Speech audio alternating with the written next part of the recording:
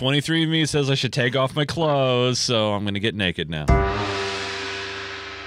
So all three of us on the show today have the hockey puck, the Amazon Dot. Yes. I also have Lady in the full tube in the rig at home, but we all have Dots. Which tube? Because there's the standard Echo. Okay, okay. Just the OG. All right. The classic tube. Yeah, because we wanted a Bluetooth speaker in the RV, so that way we could listen to podcasts and music.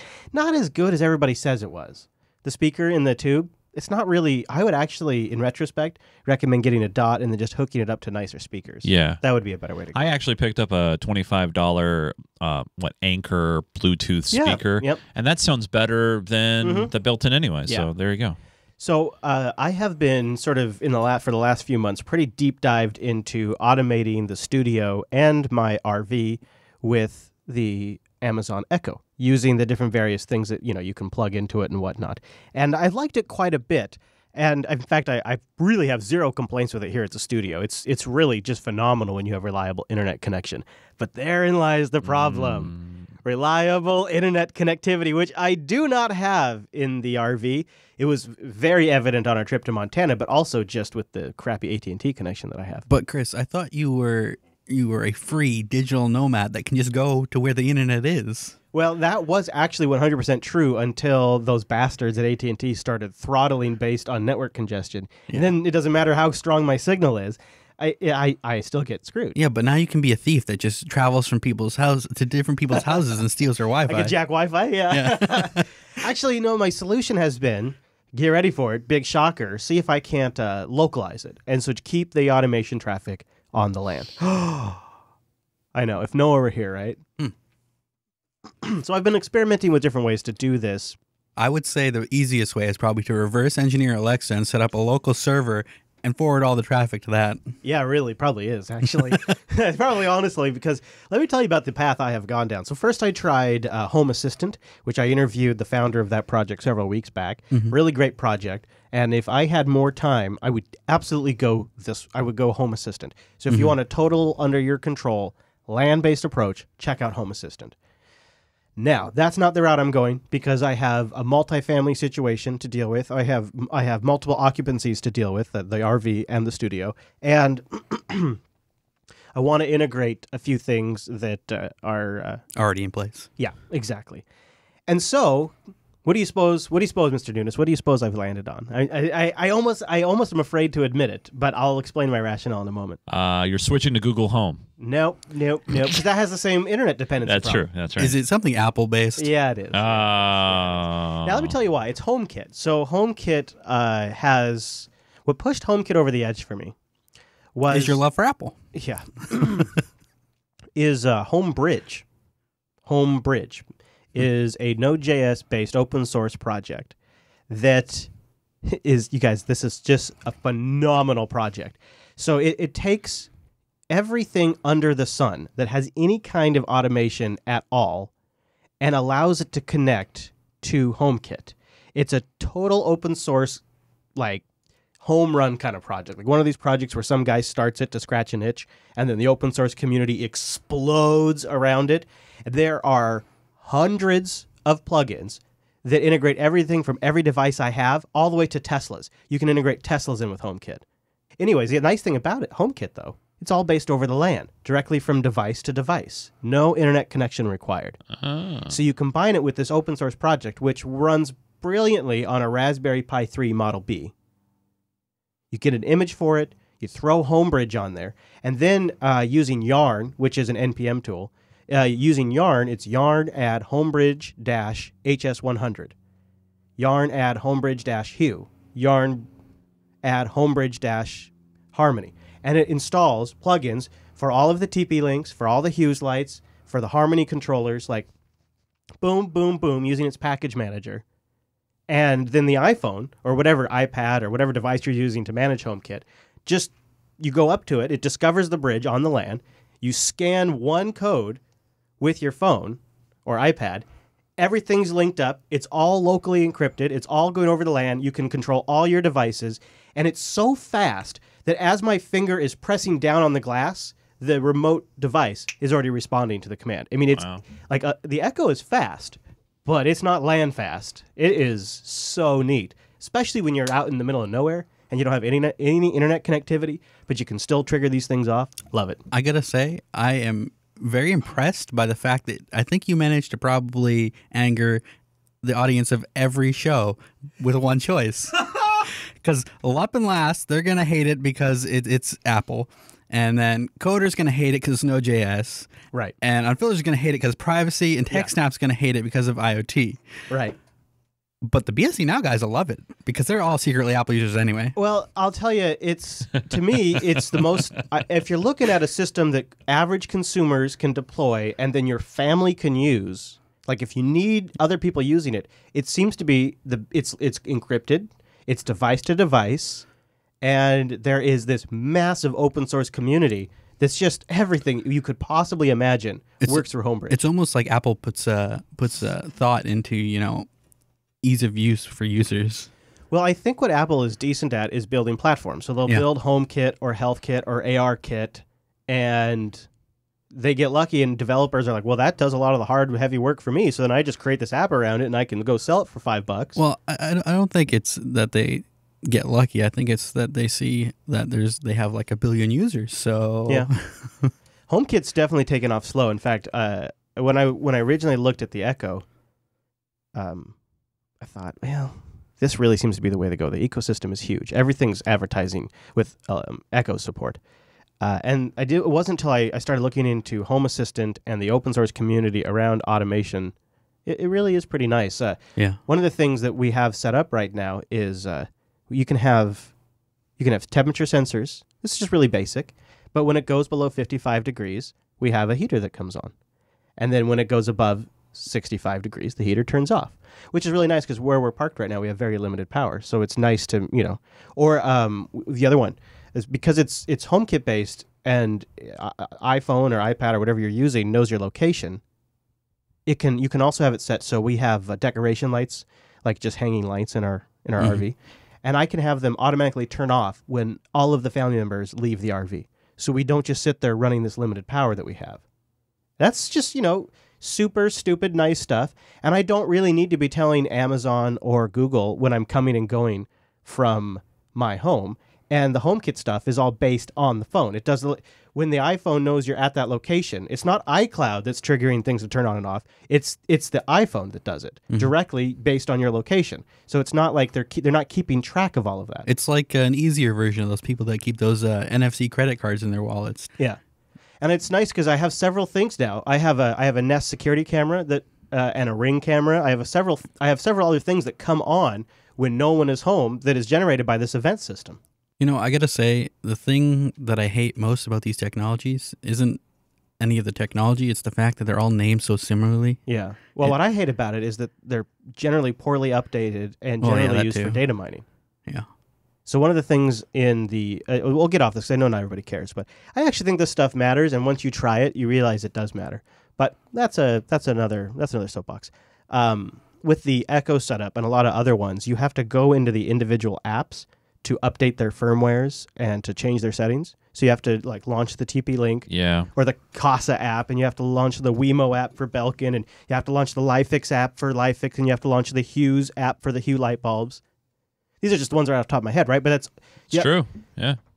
There's a common firmware update API for HomeKit devices. So when you go into the HomeKit app, it tells you if any of your devices need firmware updates, and you can tell them to update from within the one app. So in one place, you see all that stuff. I guess what I want to know is what's going to really set them apart. As far as, you're speaking on a very high level, on a level where most people are not going to be at. They're not going to be looking for a solution that they can communicate over LAN and not have worry about. Who is, though? Who is? Builders. People that want to build quote-unquote smart homes. Yeah. You don't sell a house with a DSL line. So you can't have an owner walk in and have an Echo. You can't sell a house with an Echo, and you can't automate the shades and the curtains and the sprinklers. HomeKit has APIs for all of that, and so one of the things I saw when I was doing a lot of research on this is more and more builders they're just They're just building a frickin' iPad. I'm not condoning any of this. I'm just saying what they're doing. Yeah. They're just building an iPad into the wall. And they're saying, this is your HomeKit controller. They don't even call it an iPad. They just say, this is your home automation controller. They have usually their own builder branded app that is talking to HomeKit. Until it gets hacked by Russia or the kid out front. And then you can't even like turn off your TV. I don't know what they're doing. I think in some cases they're doing like separate networks and stuff. But yeah, I mean, that's the go-to easy argument. But the reality is there is more and more people that are doing this. So I think it's worth figuring out how to do it right, because it's sort of like arguing against the coming tide, right? The tide's coming. There's nothing you can do to keep the tide out. It's going to come in. And so that's same with IoT and home automation.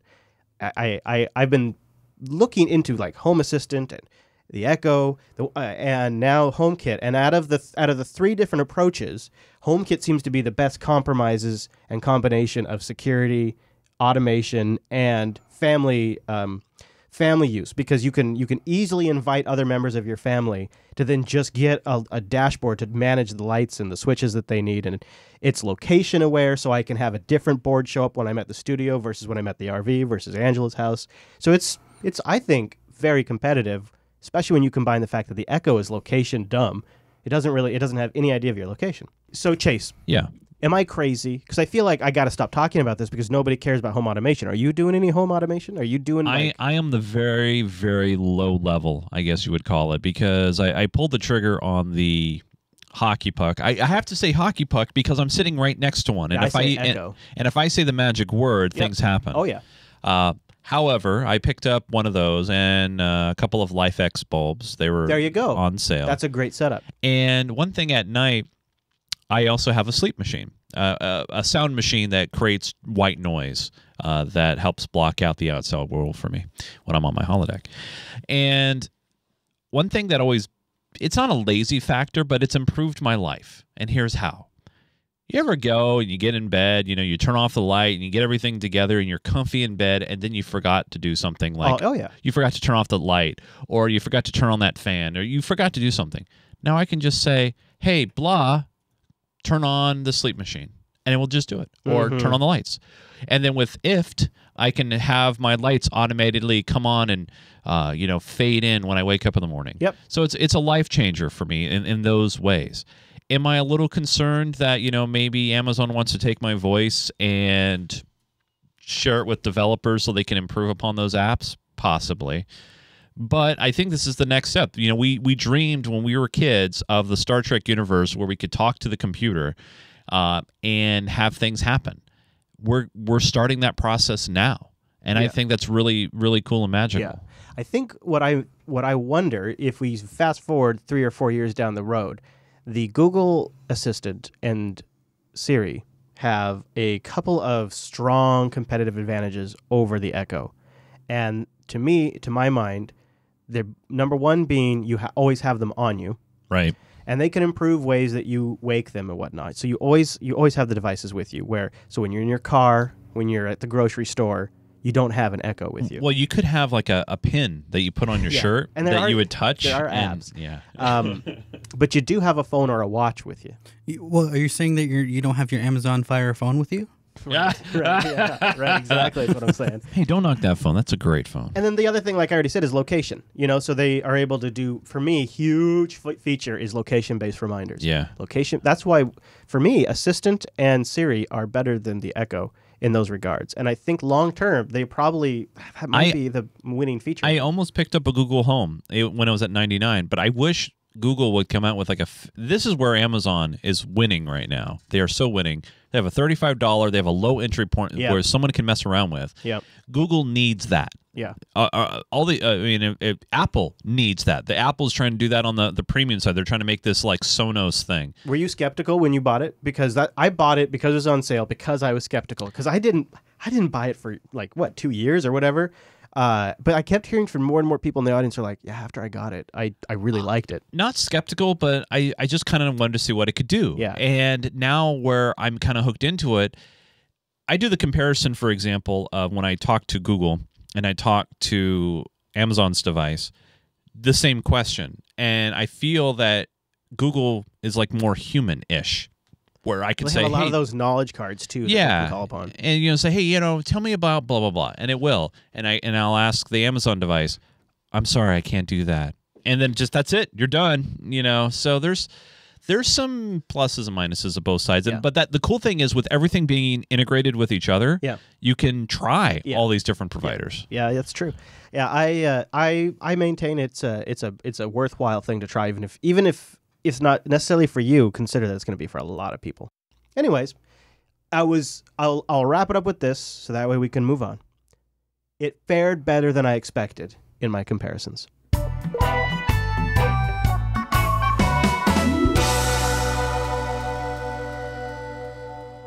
Last.ting.com. That's where you go to support the show and get this.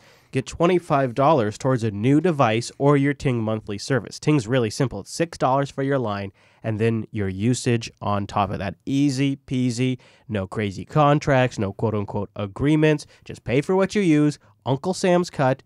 That's it. Each line is $6. So the average Ting bill works out to be about $23 per phone per month. Ting doesn't have any crazy skins that they load on the phones or anything like that. So if you just want to go grab a phone directly from Ting, have at it, or bring a device. Check their BYOD page. They have a CDMA and GSM, both nationwide, that you can choose from. It's a really great system, super simple to understand, controls that are easy to use. You can see your usage at a glance. You can set alerts. It's like my favorite mobile dashboard ever. Check them out. Go to last.ting.com. And it's not just for mobile services, too. You can use them for appliances. Like Mr. Nunes over there uses it for his security system. That's a brilliant use. Yeah. I have a Ting Sim in a tablet that gets rare usage. But when I am out with the drone, it helps with assisted GPS tremendously. So I can do really fancy things like follow me with the drone. It's great use for the Ting Sim. It's just $6 for the line, and you can go pick up Ting Sims either from Amazon or from Ting directly for basically nothing. In fact, sometimes they even have great sales. Last.ting.com.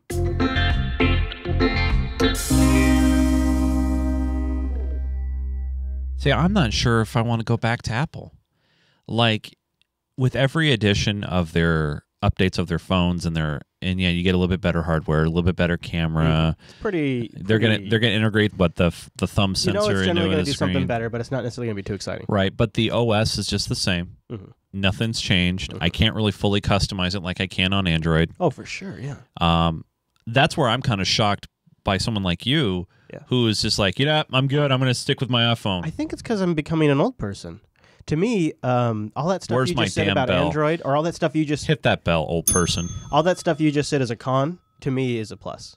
I like that iOS has been consistent now, pretty much since iOS 7, and it's been consistently getting better, faster, and smaller. I deal with that right now, where I have Nexus 6P that is just randomly freezing, and I don't know why. Yeah, we were talking about that. And, I'll wipe the phone, and it'll still freeze. Yeah. But my iPhone is as fast as it was the day I got it. But I still won't go to iPhone because I like having the freedom and the ability to do whatever the hell I want to do with my phone. So what's that? It's like File Manager? Well, no. For example, Do Not Disturb notifications, where I can super customize. I could super customize it, where say you text me, Chris, and that comes through. Yeah. But I know they in iOS, no, it's like a phone call or nothing, or it's not granular. Yeah, I could totally see that. And that's why I don't like anybody that wants to use Android for those reasons. I think that makes sense to me. I would just, if it was me, I would either use it on a Nexus or a Pixel device. Right. That would where I'd feel the safest using Android. Yeah. But there was a story I think I have it linked in the show notes from Ars Technica, that there's a Broadcom flaw that's at the chip level, and if you're on a current version of Android or iOS, you're fine. But if you're not on a semi-current version of Android, it's a chip level flaw that you can have exploited, I think, by connecting to either to Bluetooth or Wi-Fi network. Wow. It's the kind of thing where that's a rampant problem in Android. That creeps me out. Plus, Google's business motivations are constantly creeping me out. But I'm still using their services. Obviously, the Google Photos transition's been going well, but I'm still, I still use their services. Yeah. But to me, the consistency, just the stupid simpleness of that dumb Springboard launcher with those big stupid icons, and that insanely fast search to launch applications where I just pull down, type in 1, 2 letters, and it can be the name of the app. It can be the category of the app. So if I installed it 3 months ago and I knew it was an app that helps me track Wi-Fi or cellular towers, I can start typing in LTE, and sure enough, that app comes up. Then it's called like Antenna Tracker or something. Right, but yeah, I typed in LTE. Yeah. I mean, that kind of stuff is, for my dumb brain, is really top notch. And then what I found though is once I kind of decided I'm just gonna use iOS until the next Pixel comes out. That was when Pixel 1 came out, and I was like, I'm gonna skip that, and I'm just gonna use an iPhone until the next Pixel comes out, and then I'll make my decision. Then I started using this stuff on there, and I'm like, it's really nice to have this and have it be private. Like, I know they could get access to it, but the fact that it's not their business model makes me I actually do like that. I enjoy that aspect of it. So you combine that with the reliability and stability of the OS, and the fact that when they announce new features, like this drives me crazy as an Android user. It drives me absolutely crazy. They'll be up on stage at Google I.O., and they'll announce some great new features, and I'm like, holy shit, that's awesome. Yeah. And then nobody writes any apps for it. It never happens. It never ships. It might as well have not happened. Where every major big platform feature they launch on iOS, because all of the Apple users update so frequently, you actually see really good app shipping supporting that shit. Like, you actually get apps that use the features that they've been touting up on stage because people update the OS to get the new APIs. Yeah, that's true. So it just makes for a better consumer experience. But at least Apple doesn't, at least Android doesn't restrict people if they want to go back to an older version of Android OS. Mm-hmm. But on Apple, if you update to the newest version, say on an iPhone 5S, for example, and you notice it's a little boggy because it's a little, the operating system a little too much for the older phone, you can't roll back to an old version. Apple, pulled those the certificates, if you will, from doing that. Those are the kind of things that bug me the hell out about Apple. I feel like they're both evil in a way. Yeah. And so, like with Apple, like some stupid shit they just did. And of course, like, I understand they got to follow the laws in the countries in which they operate, but they just pulled all the VPN apps out of the Chinese China App Store, so that way you can't bypass China censorship. Well, that's a real chicken shit maneuver. Now, are they reaching into phones and pulling those killed apps? No. But they could. That's in the terms, right? Yeah. Oh, and both. I actually don't know if Apple has, but I know Google has done that because of something that was malware. They've actually remotely uninstalled apps from people's phones. So yeah, both are harsh dictators who different platforms make different concessions. Neither one is ideal. That's why I kind of wish there was a more successful open source alternative. But I'm going to Ubuntu phone. Yeah, what happened to that? Yeah, it's no more. Well, I mean, there's a community project to keep it going. Is this the kind of same like the CyanogenMod mod community where they kind of imploded? Well, Canonical decided it just wasn't a business priority for them anymore, so then an open source community stepped up to try to keep that code going. Since the code was always open source, right? It's just Canonical's not developing it anymore. Yeah, I think there's like 3 open source projects, and none of them have a whole lot of traction. Yeah. It's a sad state of affairs. So I look at it and I've picked my evil. I pick the evil that decides to earn their revenue off hardware sales and not the evil that decides to earn their revenue off of monitoring me. And then I also find that the iPhone hardware tends to be fairly competitive. They still have just incredible CPUs in them. So it's not... I'll never say I'll never go back because, I started off as my first smartphone was an iPhone. It was an iPhone 3GS. Yeah. However, I need to see a new big change to iOS, and I feel like they just haven't done that yet. At least with Android, you're just not the target user. Maybe not. Maybe they're looking for the old geezer. Now. Yeah, old guys. Yeah, old guys are definitely a target for Apple. That's right. I think and young hipsters, right? Yeah, it's funny. I think both ends of that spectrum: the young hipsters and the old guys. And Chris falls into both. Yeah, I will. Wow! Yay! I'll keep an eye out when the new Pixels come along, and I'm also keeping an eye out for anything interesting that will be compatible with Sailfish OS or something. I mean, I am not set in my ways. It's just like I have to pick an evil today, so that's the one I choose. Yeah, fair enough.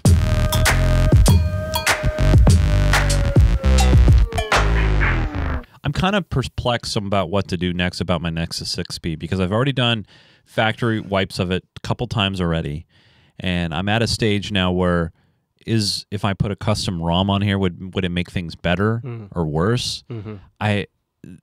Is this planned obsolescence? Is this something where this was intentional? Where what would you say you've added to it over the years? Nothing. I'm running stock, and the apps that I'm running are pretty. There's nothing weird, no weird apps, and I've wiped it and I've reinstalled things. Like, it was on Friday. There is something I can talk about. On Friday, I saw Dunkirk in the Boeing IMAX theater in Seattle Center. By the way, Really? yes. By the way, the only true IMAX theater in the area. All these other places like at Alderwood and all these other. You ever heard of faux IMAX, fake IMAX? Yeah, I know it's a thing. It's a thing. So IMAX created this new standard where if you have this minimum size screen, they consider it IMAX. If you have to have this thing, but it's not true IMAX. True IMAX is a 3-story screen, okay? Yeah, and it, my God, so the Science Center, they completely remodeled the theater. They have brand new seats, a new screen, new projector, new audio, new everything. Wow. And Dunkirk is a Christopher Nolan movie about Dunkirk in World War II. Mm-hmm. Wow. So impactful, so full of sound and just feeling. You would feel the bullets as they were shooting and penetrating the boats. And I mean, amazing. Yeah.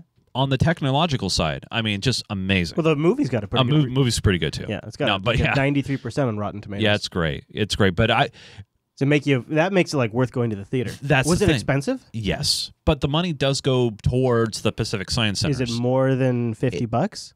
No, it's $18 per ticket. That's not crazy. No, not crazy. I mean, that's not much more than what I pay for a local theater. Yeah, that's like $12-15. Yeah, and this money's going back into the nonprofit Sci Center. But not only that, it's like I said, it's true IMAX. And they're gonna have Star Wars there, the Last Jedi next movie, and I'm looking forward to it. But But going back to my original question, on this phone, it's like I don't know what to do, and I would love it if maybe somebody in the community has any ideas, or maybe like what ROM they're using, if they're using a ROM at all, because I'm willing different launcher maybe. Yeah, I'm willing to unlock. I'm willing to I just want smooth performance, because on Friday I wasn't doing anything out of the realm of weirdness. I pulled the phone out of my pocket. Okay. I caught somebody behaving badly. I took a picture. Okay. And I wanted to tweet it out. My phone froze. Yeah. It just straight froze. Yeah. And I'm like, I didn't do anything wrong. Yeah. I missed out on this amazing moment when this huge deer walked up to me, just this huge monster, and said hi. And the camera never would focus; it just stayed super blurred. And then the next day or two after that, I missed a picture during my daughter's birthday. And after that, I was like, all right, I'm out. It just was so inconsistent. It was just, and that was a Nexus 6P. Are you sure the flash memory isn't dying in it? I guess that's an interesting idea. Because can I test it? I don't know. Just run ScanDisk. Let me defrag it real quick. Yeah, okay. there you go. Just got to defrag my phone. I guess you do actually kind of essentially do that when you format it. Yeah, I would figure it rebuilds the file tables and all that fun jazz. Because Android is like a lot heavier on the flash memory than a lot of other things, because it's constantly swapping all your apps out to disk. Yeah. I am more than willing to do something. I'll do anything to make it better at this point. Buy a new phone. Well, I'm holding off for probably the Pixel 2. Yeah, you've seen some of the rumors, so you got to figure it's coming or the new soon. Or maybe the OnePlus 5. I don't know. Yeah, maybe I might switch back. I don't know. To them. I had them and had bad support. Did we already have Google I/O? Yeah. Yeah. Yeah, so that means the next Google now is probably in October. Mr. Nunes over there has joined us again, and he is sitting right there in front of him is a Dell XPS 13 with Maoi 1706 Linux installed. Yeah. This is a follow-up to a review I did last week on the show. I reviewed Netrunner 1706. Maoi is split off from the Netrunner project.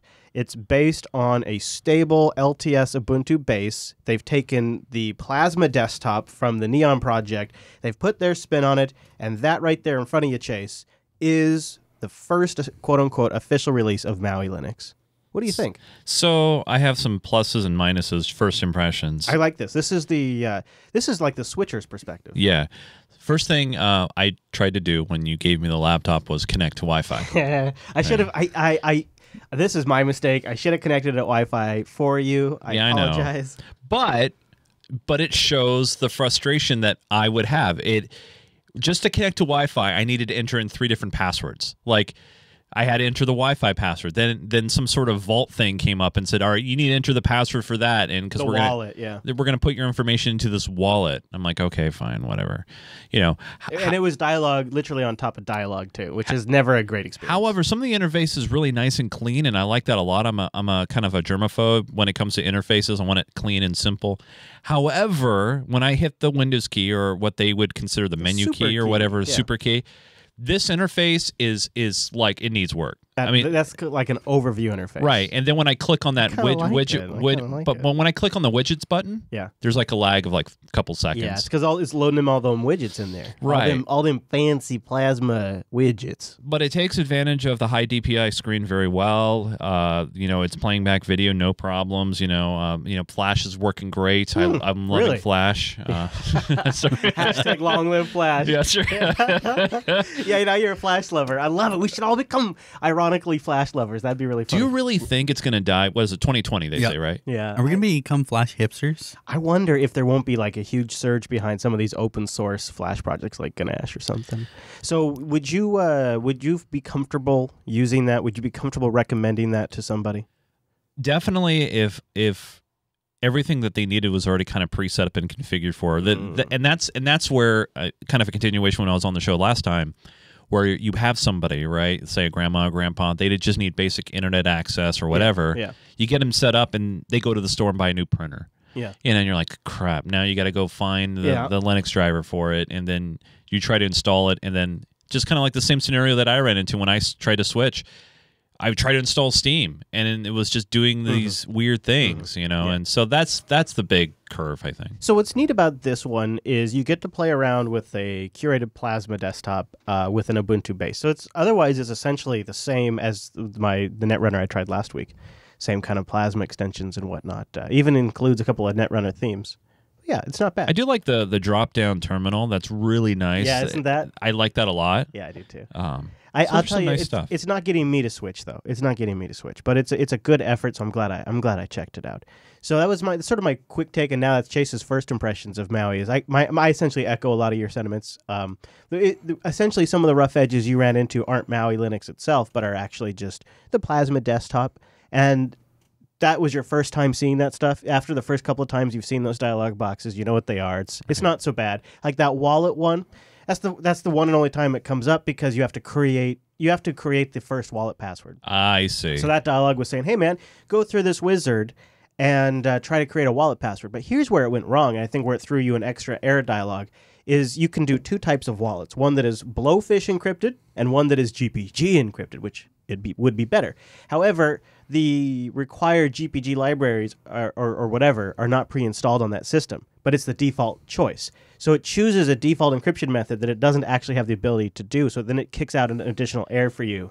And I think that's my inherent worry on stuff like this, is where I'm trying something like this out, and I guess I'm expected to have a certain level of knowledge. Like you have to know what blowfish and GPG is. And how you enable those technologies on a Linux box. And I'm be like, I can't even Google it because I can't even connect to the Wi-Fi to know what I'm looking at. That's a great point.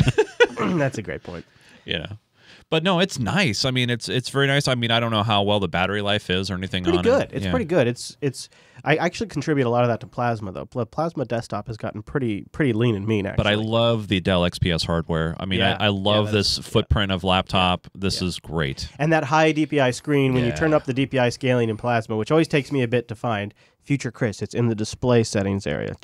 Storing that. Once you turn that up, you change your mouse cursor to something that goes up to like a 48 DPI, and boom. It really looks great. Yeah, it looks stellar. As a side note, because somebody yelled at me over this, they officially call it a semi-rolling release, not a rolling release, because it's based on a stable base, but has the Neon stuff.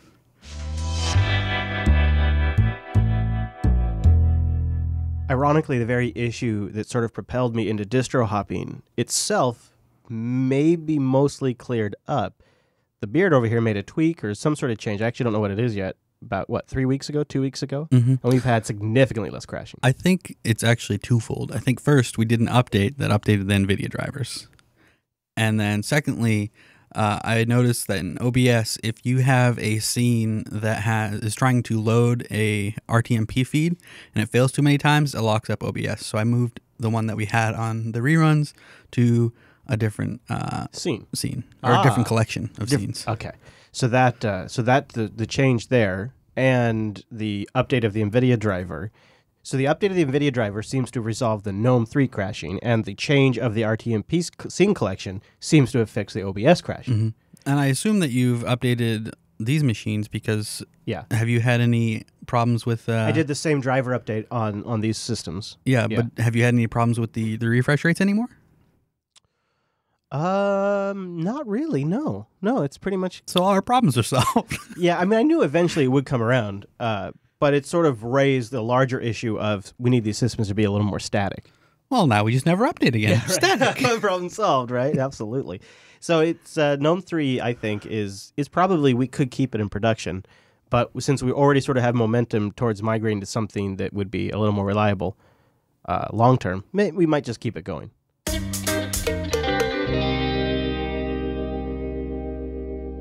linuxacademy.com/unplug. That's the page to land on to support this show and sign up for a free 7-day trial over at a platform that's built by Linux enthusiasts for those that are hungry for Linux knowledge. It's a full-featured training library with everything you need to learn new skills and advance your Linux career. And I really mean it. It's like the nitty-itty down at the bottom stuff that like is the basic skills that sometimes even us self-taught pros could actually go revisit. And then they have the stuff that's like all the way up the stack, stuff that runs on top of Linux, the big stuff.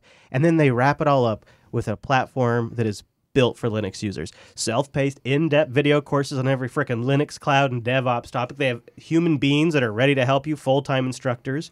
They have learning paths, which are a series of courses and content planned by their instructors for like a specific, bam, track. Hey, Chris, can I suggest that maybe you go and look at some of their nuggets so you can learn how to pronounce some of the stuff that you always mispronounce? Oh, those nuggets are nice little tiny bits of sparkly wisdom where you can get a single topic and just deep dive on it. You know, I log into there and I'm like, this is my challenge right now. I'm going to go take this on. In fact, I'm logged in right now. I'm looking at it. And my most recent course was I took a look at the AWS Certified Developer Associates level just because I was curious what it looks like. AWS be cray. Yeah, it is. It is. So it was interesting to just be able to like deep dive into that for a little bit. You can too. Just go to linuxacademy.com/unplugged.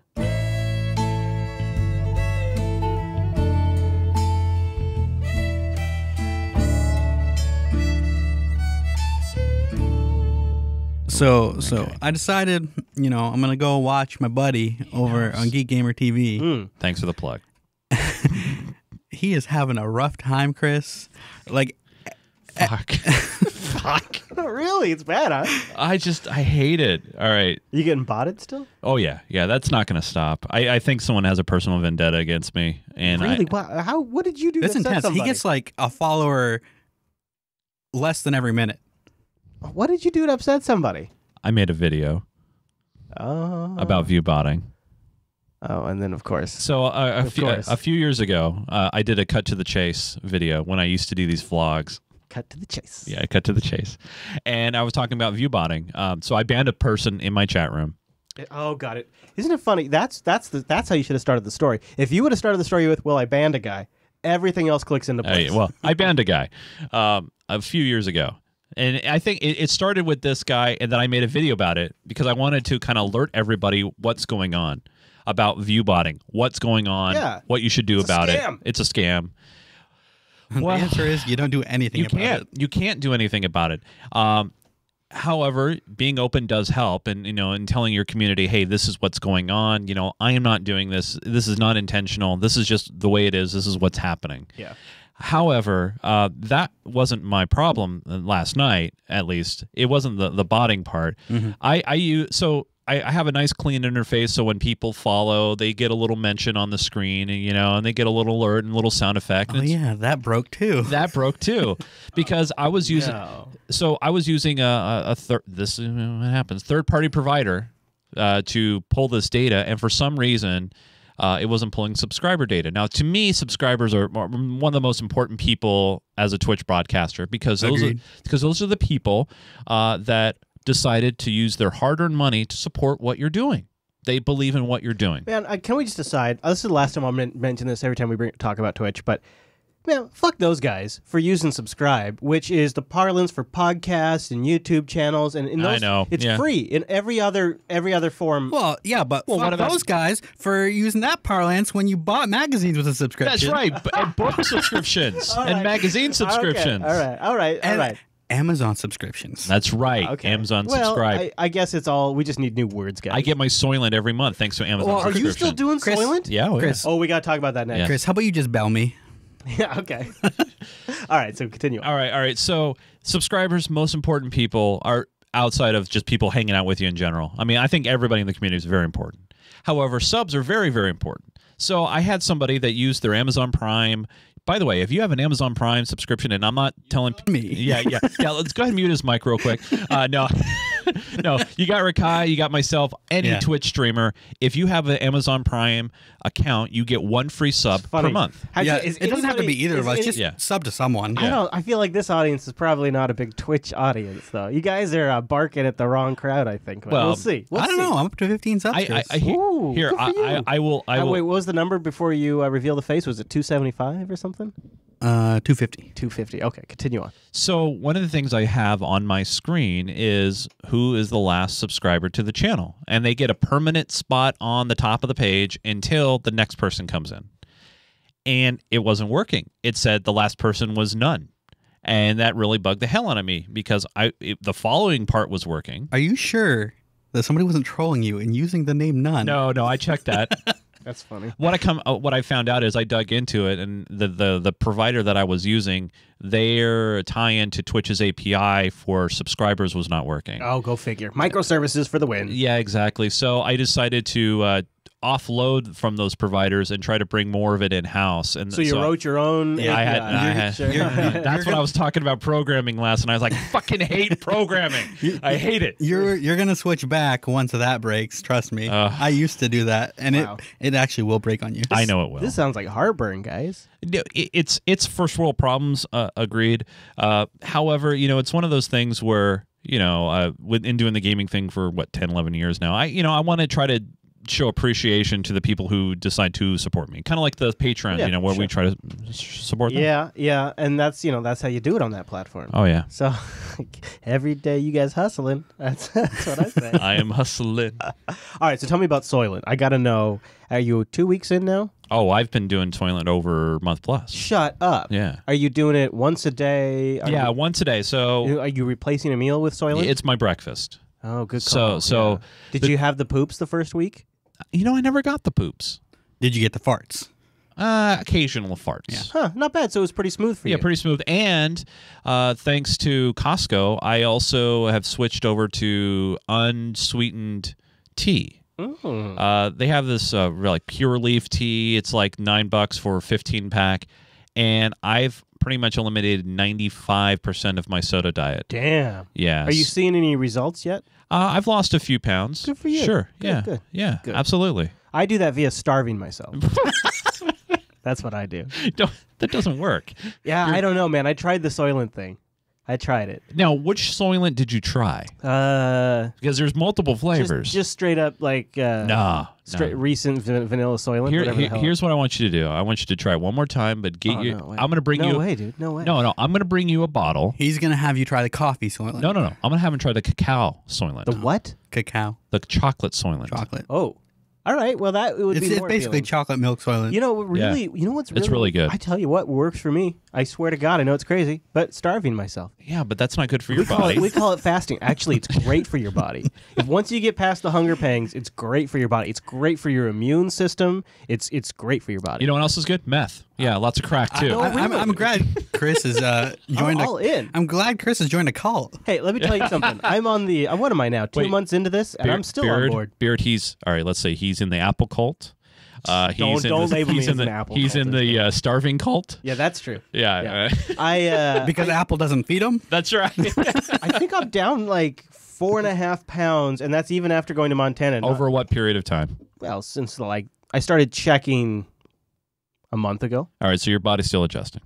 Oh yeah, there's water weight and stuff like that. Oh, yeah. I don't do it all the time.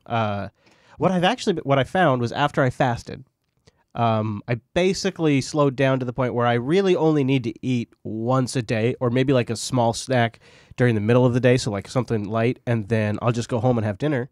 And that's pretty much all I need to eat. So when I'm not why don't fasting. you just keep track of like your caloric intake, like using MyFitnessPal or something like that? I was considering it. I think calorie counting's bogus. I think It's all not. that stuff's crap. It's all.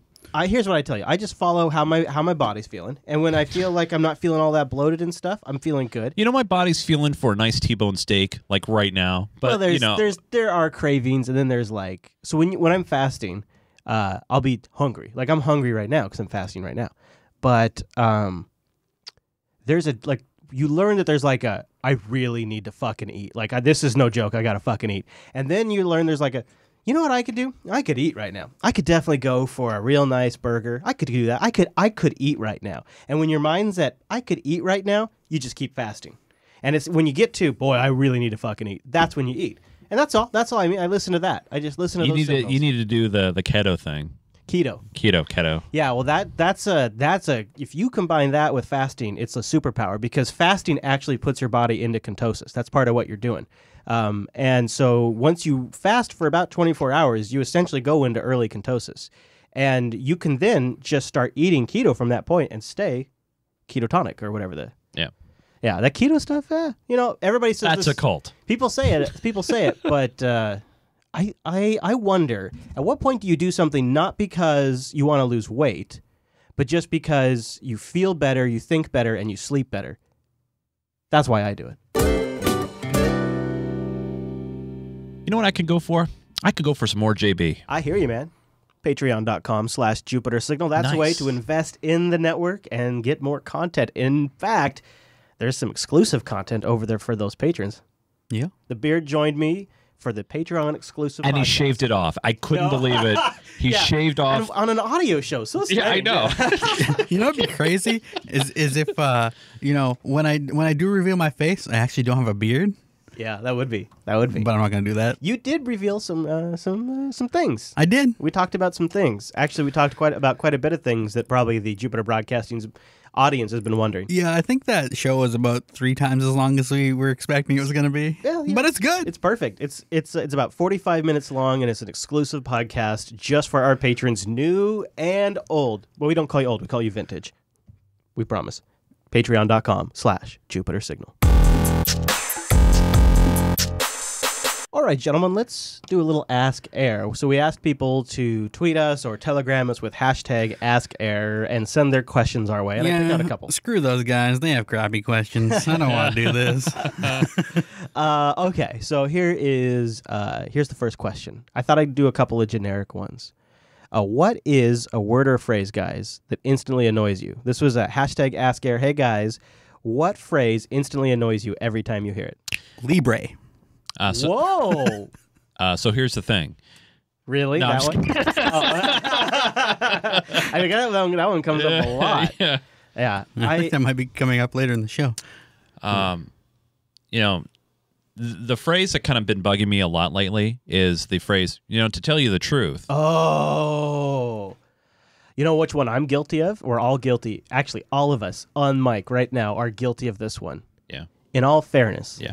In all fairness. To be honest with you. Yeah, to be honest. To be Or honest. honestly. Yeah, honestly. Honestly, yeah. that's an To idea. be honest, yeah. No. Because that's always followed by, here's something that's going to make you sad. You know, Yeah, or you know, I don't mean to interrupt, but Here's how you're wrong. no, I don't mean to interrupt for a guy, but I don't mean to interrupt, but then you interrupt. yeah. It's like, come on. Oh gosh, yeah. These are all, you know. There's so many like go-to cruxes that we have in communication that are like meant to like bridge the gap. Well, it's meant to placate someone while you're preparing to tell them how they are wrong about Yeah. everything in the world. Yeah, that's very true. Yeah, that's a good one. Okay, you ready for the next question? Yes. Okay, so hashtag AskError. Or air, not error. Jeez, I always get that wrong. People give me so Error. much crap. It's error, and Error. I apologize. It's a bad habit. Error. Hashtag AskError, and this one specifically at you, Beard. Hashtag AskError. Do you think it's reasonable to ask your partner to do something that you flat out refuse? I mean, are they also refusing? If not, then no. No, to ask them to do. So its question is to ask them to do something that you refuse. So I thought about this one. Yeah. So they're asking if I don't want to do something, if it's okay to ask my partner to do it. Yeah. Yeah.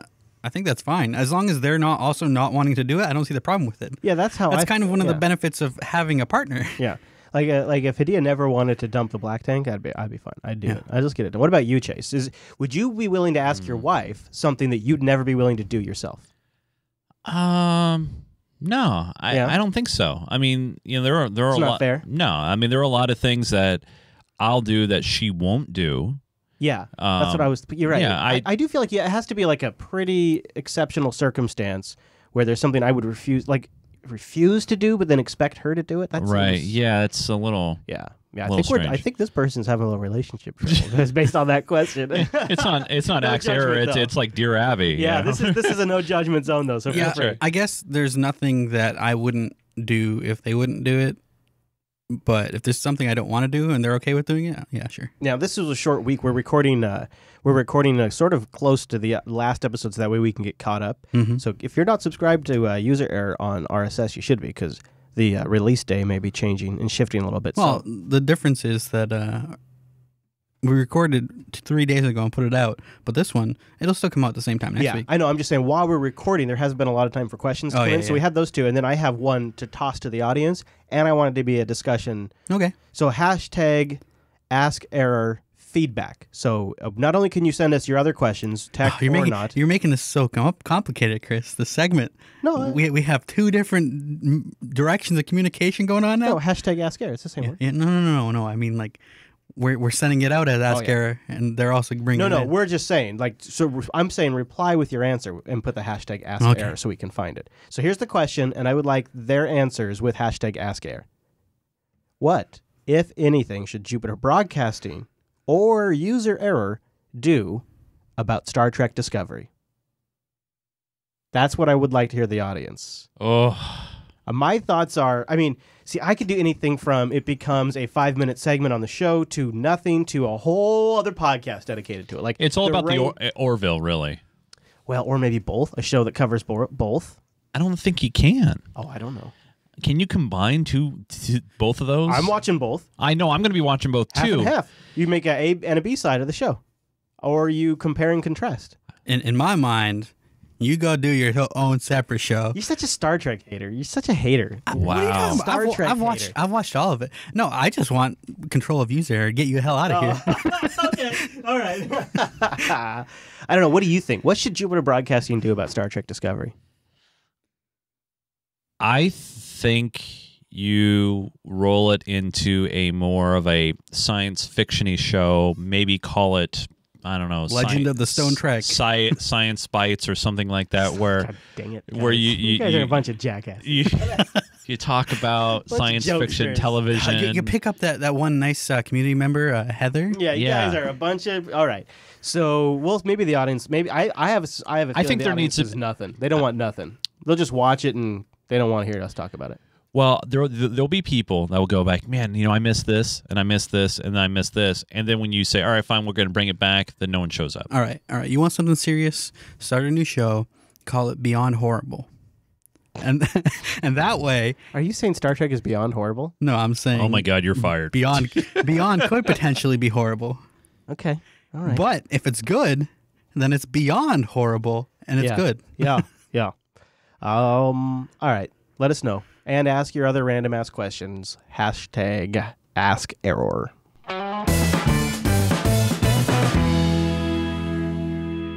So the revolution was successful. Yes! Yes! You guys did start something. Seriously. Yes, we did. Discord is coming to the masses. Oh my gosh. You're welcome. Guess who's taking the most of the heat for this? However, we're doing it Google style. We're releasing it as a beta product. Yeah. We are looking for feedback on what changes you guys would like to see. But we are getting a beta test to see how people like it and try out the voice feature so we can at least get an idea if it's competitive. We are also looking for someone to create a voice bridge to Mumble that a certain community member might be willing to pay to have someone do. That'd be big. So how do they get to it, and what should they test? You just need to go to discord.me/JupiterColony. and that's going to be the name of the Discord group, is the Jupiter Colony. We launched the alpha to our patrons a couple of weeks ago to have them try it out, and we're going to roll it out further and just see how people like it, see what the response is, see what the uptake is, and see if we want to go further. If you go there without the app installed, you will get the web app. If you go to discord.gg, there's a download link. If you are using Ubuntu, you can get a deb there. Most other distros have it in their repos. Yeah, and I think the desktop app's the way to go. Yeah. You've also got mobile apps, so try it out. Let us know what you think. We'll try to remember to put a link in our show notes, too, so you don't have to remember the weird URL. And we'll see where it goes from here. We'll see where it goes, and maybe people will like it a lot, and maybe we'll decide it's not for us. But I think so far the response has been pretty positive. Mm-hmm. We have a lot of patrons on there already testing it out because they got early access. That's awesome. Right. Thank you guys for doing that. Yeah. And let us know your thoughts too. You can also use that hashtag AskError.